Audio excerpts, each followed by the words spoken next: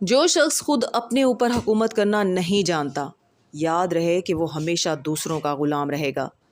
آج کی آیات کا ترجمہ شروع کرتے ہیں۔ پناہ مانگتی ہوں اللہ کی شیطان مردود سے۔ شروع اللہ کا نام لے کر جو بڑا مہربان نہایت رحم والا ہے۔ اور حکم دیا کہ جو پاکیزہ چیزیں ہم نے تم کو دی ہیں ان کو کھاؤ، اور اس میں حد سے نہ نکلنا، ورنہ تم پر میرا غضب نازل ہوگا، اور جس پر میرا غضب نازل ہوا وہ ہلاک ہو گیا۔ اور جو توبہ کرے اور ایمان لائے اور عمل نیک کرے پھر سیدھے رستے چلے، اس کو میں بخش دینے والا ہوں۔ اور اے موسیٰ، تم نے اپنی قوم سے آگے چلے آنے میں کیوں جلدی کی؟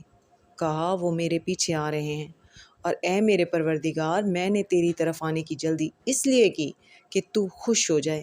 فرمایا کہ ہم نے تمہاری قوم کو تمہارے بعد آزمائش میں ڈال دیا ہے، اور سامری نے ان کو بہکا دیا ہے۔ صدق اللہ العظیم۔